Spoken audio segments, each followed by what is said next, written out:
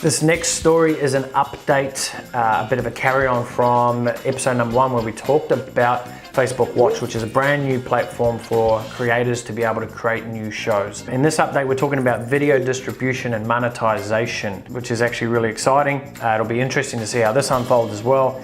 But basically, let's look at the article here. Today, we're sharing updates on video distribution and our efforts to build effective video monetization tools, okay? So we're not just talking about creating videos, we're talking about monetization tools so that you can now actually start generating an income from Facebook video, just how YouTube advertisers or YouTube creators have been doing for many years now. First point, video distribution. Basically what they're doing is they're updating newsfeed rankings to improve distribution. What that basically means is if you are getting repeat viewers to your videos, they're going to increase the newsfeed ranking of that. So as your show progresses, as your show keeps moving forward and they're noticing that, you know, a large segment of people keep going back to watch it, your videos will start to get more traction. So the whole philosophy, once again, of making sure you don't give up after video number 2, 3, or 5, you know, you need to keep putting in the time, effort, energy, getting people back to watch your videos. They're stating there they're going to improve their newsfeed ranking, which is fantastic. They're also introducing ad breaks. They're improving the viewing experience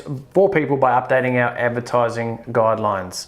So basically what that means is there's going to be ad breaks where in between videos, and you've probably already seen it on a few videos now, but it's going to start happening a lot more, especially in the new Facebook Watch scenario. As more creators create content, you're going to see this happen a lot over the coming weeks and months, is having ad breaks in between your video. So you might watch 30 seconds of a particular video and then an ad break pops up, right? So that's going to be an ad where someone is actually getting paid for that. Someone's paying to have that ad there, but you as a contributor who's allowing the videos will end up, actually I don't even know if that's true, because I don't know yet if you as the creator can allow to have ads on your videos or if it's going to be compulsory. That'll be interesting for us to figure out, because YouTube, you don't have to compulsory have ads on your videos. You have to select the AdSense side of things there. So I wonder if Facebook will introduce that. That will be found out and we'll let you know in an upcoming update. But they're also introducing the pre-roll. So they're testing pre-roll ads in places where people intentionally go to watch videos. So you might do a Facebook Live, you're not going to have a pre-roll put in front of that. Facebook are aware that they can't now all of a sudden have all these videos and then start throwing ads in front of them. So they're intentionally creating pre-roll ads. So the 6 seconds, as they state there, they're going to utilize 6 seconds. They're testing with that first, a 6-second pre-roll ad at the start of your videos, but they're not going to be on every video. They're going to be predominantly, by the sounds of this, for the Facebook Watch creators, which makes sense, right? It makes sense because in your mind, you're already programmed to go, when you go watch a particular show, there's going to be an ad in front of it. So that'll be interesting to see how that happens. But again, the majority of the video discovery really happens in the news feed. So they're really trying to create opportunities for publishers and creators. They can see Mark Zuckerberg wants to take YouTube out, right? He wants no one to leave the platform. I tell you what, they're going to do a bloody good job, I think, at it. Another very important point to make with this whole takeover of video from Facebook is Google have just released in their Google Chrome browser an actual ad blocker. So they're going to be playing the game against Facebook, trying not to have Facebook videos or ads showing in the Google Chrome browser, which is crazy. Obviously, Google owns YouTube. Google are going to do everything in their power to try and disrupt Facebook from stealing a lot of their customers. So that'll be interesting to see how that pans out as well. It's going to be a big fight between the two giants. They've stated here branded content. So since the beginning of this year, 2017, the number of publishers and creators posting branded content each month has increased 4 times. That's going to increase tenfold very shortly. Because right now, I wish I could show you in Facebook Watch, but we actually, in Australia, we don't have access to it right now. So when that does though, like I said, is we'll be certainly on this and we'll be utilizing it a lot. I always wondered how the ad breaks would play out. They've said viewers tell us they prefer it when the video they are watching merits an ad break. For example, content they're invested in, content that they've sought out. So you're not just going to get a random ad popping up in your newsfeed. It's going to be very generic. It's going to be very like YouTube. It's going to be targeted to the consumer.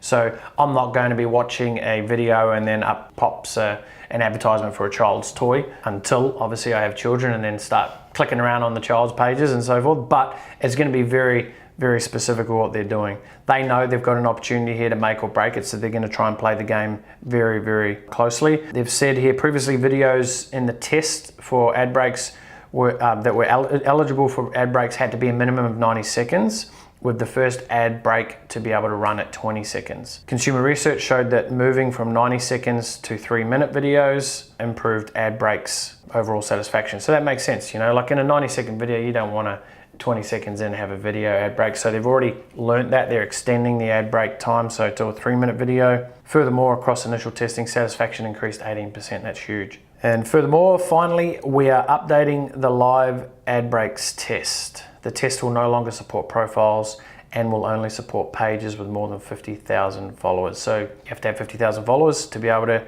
have these ad breaks popping on. So that's interesting as well. We're making changes because we've found profiles and pages below this threshold are more likely to share live videos that fail to comply with the content guidelines for monetization. They say next year we will begin testing pre-roll ads in places where people proactively seek out content. So like I mentioned, in Facebook Watch, they're going to start with 6-second pre-rolls with the goal of understanding what works best. The feeling I've had as a consumer scrolling through videos in Facebook, the last thing I want is an ad popping up.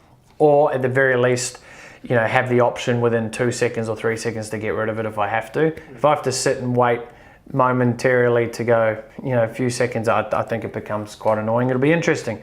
But like anything, any change, a lot of people don't like change. It'll become the norm and you won't even know that there was never ads. There'll be pre-roll ads happening everywhere. So unless you have a fan base of over 50,000 people and unless you have access to Facebook Watch right now, what I'd be doing is just sitting there and watching Facebook.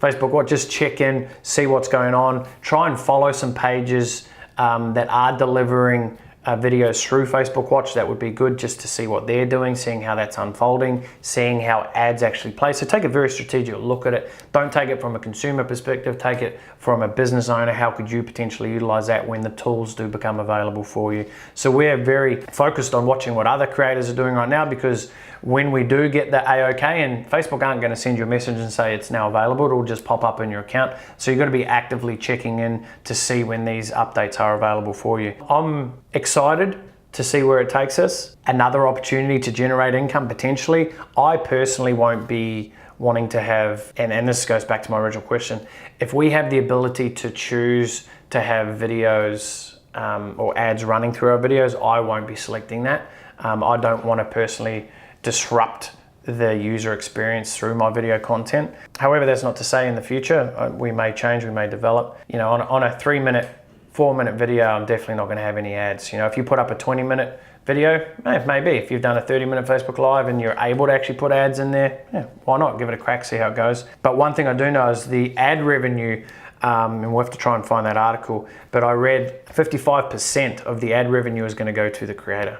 That's pretty crazy. It'll be interesting to see their monetization. As YouTube currently, as a basis for monetization, for every 1 million views that the creator gets, they roughly get about $2,000 of income. So the difference there is Facebook views are a lot higher than YouTube views. So it'll be interesting to see how Facebook actually really start to qualify the actual views and not base it probably off 3-second views, which is what you see. And when you see a video that's had 1 million views, it just means it's had 1 million 3-second hits. So it doesn't mean it's actually being viewed, which is a total different conversation altogether. So much to work out. I'm glad I'm not the computer designer or the engineer who's creating that code, because that would just be a nightmare. But as a consumer, as a business owner, I'm really excited to see what happens. Thank you for tuning in to today's episode of Notified. As always, please be sure to like, share, and comment below. Let us know if you have anything to add to this, because again, this is hot off the press. You may know something that I don't know, and that means I want to know. So leave us a comment below, and I'll see you in the next episode.